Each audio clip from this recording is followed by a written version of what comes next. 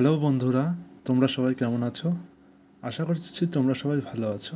আজকে চলে এসেছি আমরা আমাদের এই চ্যানেলের প্রথম ভ্রমণ বিষয়ক ভিডিও নিয়ে।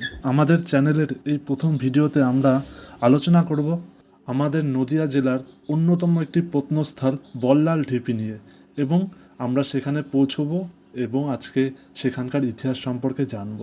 বল্লাল ঢিপি নদিয়ার অন্যতম একটি প্রত্নস্থল। নবদ্বীপের নিকটবর্তী মায়াপুরের কাছে বামনপুকুর ভক্ত চাঁদ কাজীর সমাধিস্থল থেকে উত্তর পশ্চিম দিকে বল্লাল ঢিপির অবস্থান। বল্লাল ঢিপি মূলত সেন বংশের রাজা বল্লভ সেনের নাম অনুসারে করা হয়েছে। আপনি যদি নবদ্বীপের দিক থেকে এখানে আসতে চান তাহলে আপনাকে প্রথমে নবদ্বীপ ঘাটে আসতে হবে, তারপর সেখান থেকে ফেরি ধরে চলে আসতে হবে হুলোরঘাট মায়াপুরে।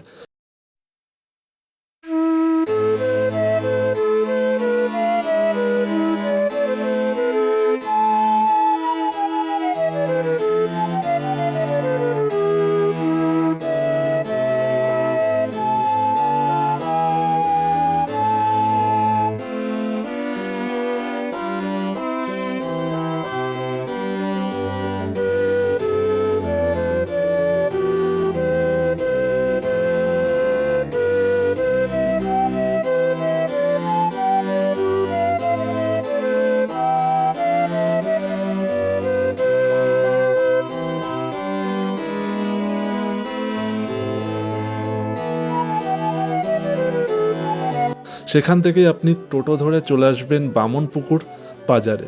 সেখান থেকে 2-1 মিনিটের হাঁটা পথ, তারপরে আপনি পৌঁছে যাবেন বল্লভ ঢিপিতে।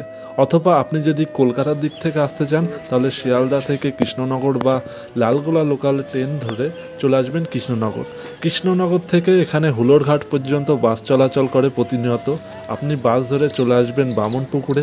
বামনপুকুর বাজার থেকে আপনি 2-1 মিনিটের হাঁটা পথ অথবা টোটো করে চলে যেতে পারেন এই বল্লভ ঢিপিতে। এখানে ঢোকার সঙ্গে সঙ্গে পাশে একটি সাইনবোর্ড দেখতে পারবে, যেখানে এই জায়গার ইতিহাস সম্পর্কে সম্পূর্ণ বিস্তারিত আলোচনা করা রয়েছে। বল্লাল ঢিপির কথা মনে আসলেই চলে আসে বল্লাল সেনের কথা, যিনি কিনা বাংলার একজন প্রধান রাজা ছিলেন। বল্লাল সেন বাংলার সেন রাজবংশের দ্বিতীয় তথা শ্রেষ্ঠ নৃপতি ছিলেন। তিনি 1160 থেকে 1179 সাল পর্যন্ত সেন বংশের রাজা ছিলেন। তিনি ছিলেন সেন বংশের প্রতিষ্ঠাতা বিজয় সেনের পুত্র এবং তার যোগ্য উত্তরসূরি।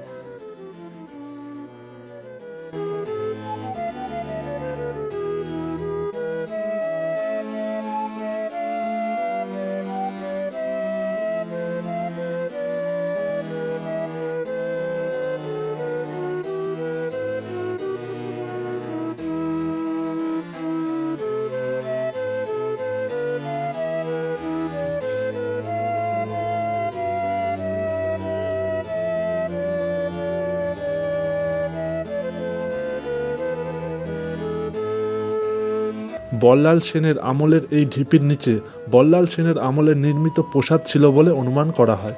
তবে বর্তমানে এটি পুরাকীর্তি সংরক্ষণ আইন অনুসারে এই অঞ্চল সংরক্ষিত করা হয়েছে। বল্লাল ঢিপি প্রায় 400 ফুট প্রশস্ত এবং উচ্চতায় 25 থেকে 30 ফুট। ঢিপিটি সবুজ ঘাসে মোড়া আর চারিদিকে কাঁটাতার দিয়ে ঘেরা রয়েছে। সেন বংশের রাজা বল্লাল সেনের নাম অনুসারে এই জায়গাটির নামকরণ করা হয়। এই জায়গাটি উৎখননের আগে অনেক ইতিহাসবিদ এটিকে সেন রাজাদের রাজধানী হিসেবে মনে করত, কিন্তু বর্তমানে তা ভুল প্রমাণিত হয়েছে। বিজয়নগর বা বিজয়পুর ছিল সেই সময়ের একটি অত্যাধুনিক শহর ও সেন বংশের রাজধানী, যার অবস্থান এখনও পর্যন্ত আবিষ্কৃত নয়। আর এই বিজয়পুর স্থাপন করেছিলেন বল্লাল সেনের পিতা রাজা বিজয় সেন। এই বৃহদাকার ঢিপিটি 1970-এর শেষের দিকে ভারতীয় পুরাতত্ত্ব দুটি ভাগে খনন কার্য সম্পূর্ণ করেছিল। প্রথমটি 1982 থেকে 1983 সালে এবং দ্বিতীয়টি 1988 থেকে 1989 সালের মধ্যে। উৎখননে প্রাপ্ত বস্তুর মধ্যে উল্লেখযোগ্য হল পক্ষের মূর্তি, পোড়াম মাটির মানুষ ও জীবজন্তুর মূর্তি, তামা এবং লোহার নানান জিনিসপত্র, পেরেক এবং নানান প্রত্ন সামগ্রী। উৎখননের ফলে অঞ্চলটি বর্তমানে অনাবৃত রয়েছে। বিস্তৃত প্রাঙ্গণের মধ্যে অবস্থিত বৃহদায়তন ইটের ইমারত, যার চারিদিকে ছিল উচ্চ প্রাকার। ইতিহাসবিদদের এই ইটের তৈরি ইমারত দেখে ইমারতটি কিসের তার সঠিক কোনো সিদ্ধান্তে আসতে তারা পারেননি। ইতিহাসবিদ বা প্রত্নতাত্ত্বিকরা গবেষণা এবং পরীক্ষা নিরীক্ষা করে জানতে পারেন যে নিচের অংশের অনেক পরে ইমারতের ওপরের অংশটি নির্মাণ করা হয়েছে। অষ্টম ও নবম শতকের ধ্বংসপ্রাপ্ত পুরাতন স্থাপত্যকৃতির ওপর পুনর্নির্মিত এই সৌধের উপরিভাগ আনুমানিক দ্বাদশ শতকের। এছাড়াও বিভিন্ন সময়ে মেরামত, পরিবর্তন ও সংযোজন নিদর্শন পাওয়া এখানে গেছে। ঐতিহাসিক এই বল্লাল ঢিপির বিভিন্ন নমুনা আমরা আমাদের এই ভিডিওর মাধ্যমে আপনাদের সামনে তুলে ধরেছি।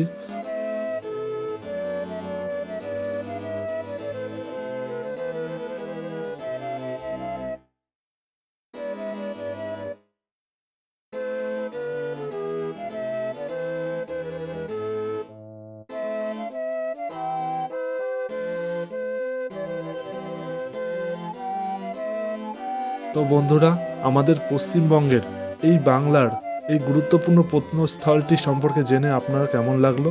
এরকমই যদি বিভিন্ন নতুন নতুন জায়গা সম্পর্কে জানতে হয় এবং দেখতে হয়, তাহলে অবশ্যই মাই আইস চ্যানেলটিকে অবশ্যই তোমরা সাবস্ক্রাইব করে রাখবে এবং আমাদের ফেসবুক চ্যানেলটি ফলো করে রাখতে ভুলবে না।